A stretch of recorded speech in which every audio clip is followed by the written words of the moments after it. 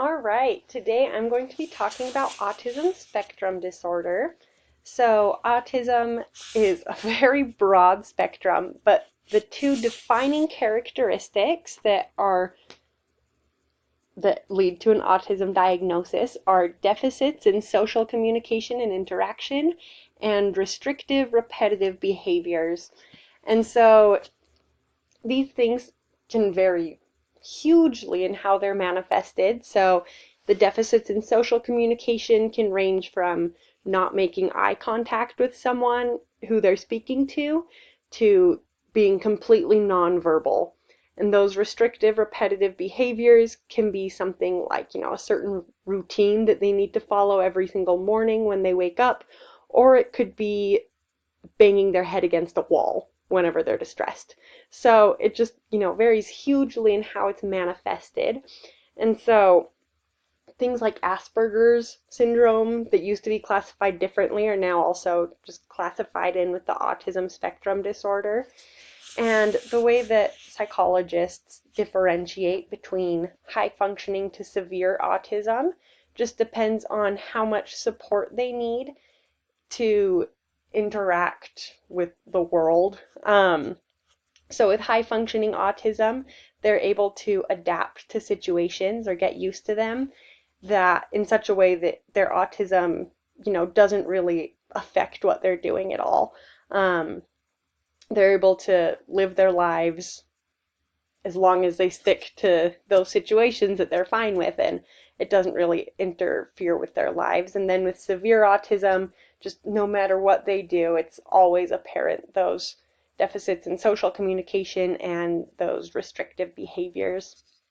However, sometimes when we think about the autism spectrum, we tend to think about it very much as being a linear thing. And there's actually a lady named Rebecca Burgess who drew a comic strip about the autism spectrum that I really like because it does a really good job of explaining that autism, it's not just a line where if you're high functioning, you are always high functioning in every situation. And if it's severe autism, there's nothing you can do. That it's not like that. And so she says, it's more like a wheel, right? And in different categories, you can have more or less trouble with certain categories. So, you could be great at like language and motor skills, but have more trouble with sensory perception. Either you get, sensory overload or you have trouble perceiving things with sensory experiences, right? So it's not necessarily that you're all or nothing in the autism spectrum, but in different categories of life, you can react to them differently. Everybody's different, obviously, and so just how they react just depends on the situation and what's going on with that exactly. And so nobody knows exactly what causes autism. They've been looking into it for a long time, trying to figure it out. But they do know that there are several causal factors that play into it. A big one of those is genetics. Scientists haven't identified exactly which genes are associated with autism, but they do know that people with autism have much higher rates of having family members with autism as well than people without autism do. So genetics plays some role there. They're not sure exactly what genes. It also seems that people with autism have physical brain abnormalities, especially with the rate of growth and development of the brain in early years. So just like how it develops seems to be different in people with autism.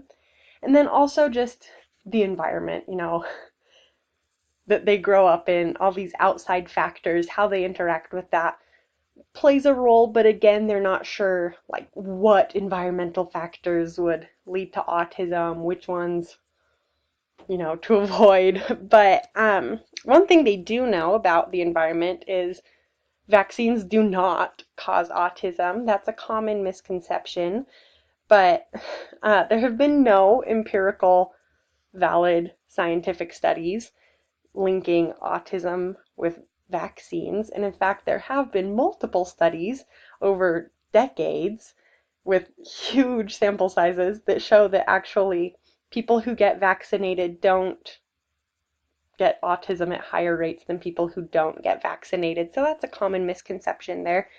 Um, Oh, one more thing with genetics is parental age plays a very big role as well. If either parent is over 45 when they have a child, that child is much, much more likely to have autism than if the parents are younger. So again, something to do with genetics there as well.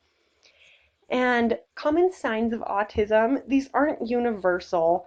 Everybody is a different person, but just some common things that many people with autism tend to have very inflexible routines, and they get very upset when that structure is broken or when they can't follow their routine or there's an unpredictable structure.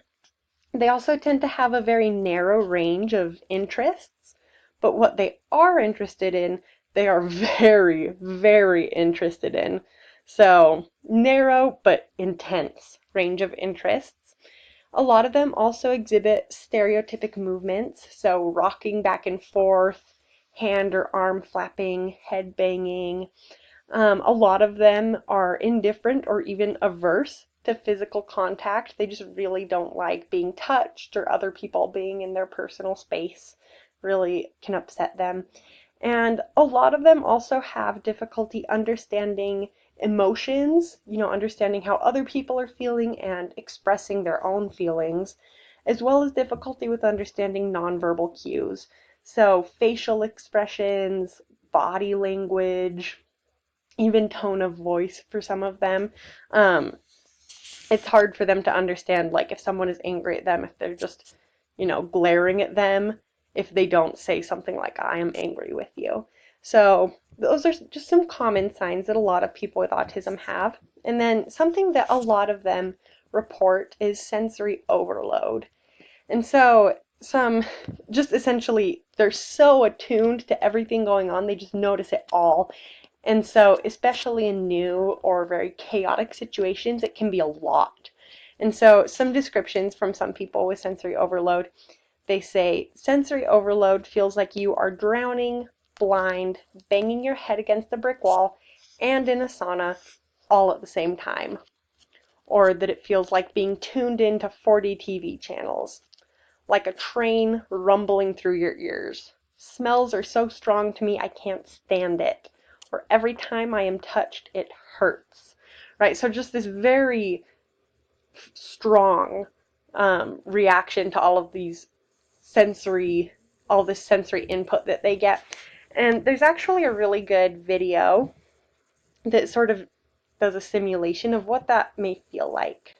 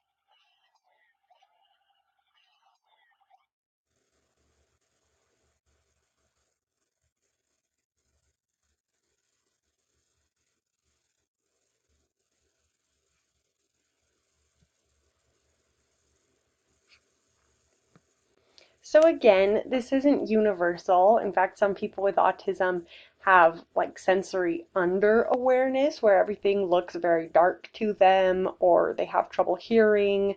They can't feel things except when like under extreme pressure. So not universal, but it is a very common experience that a lot of them have. So just very overwhelming where images seem like they're fragmenting or jumping out at you. Everything is just so loud and overwhelming. So it can just be a very overwhelming experience for a lot of them. So just some tips for teachers who have students with autism in their classroom is, first of all, having a predictable class time routine and structure. That doesn't mean that you need to do, the exact same thing every day, but having some sort of structure. They get there and they do bell work, and then they know that you're going to teach, and then you're going to do an activity, and then they'll go home, right? Just like some sort of routine that's predictable helps a lot.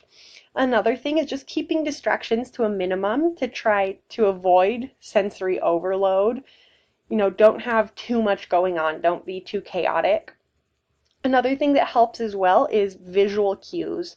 So written down instructions, gesturing with hands. If you're talking about something going up in the air, move your hands up, right? Pictures help a lot.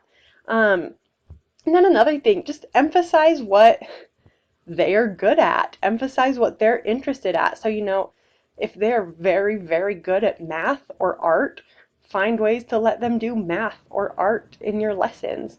If they're really interested in trains, give examples using trains, right? Just find ways to incorporate their interests and their talents into the lesson.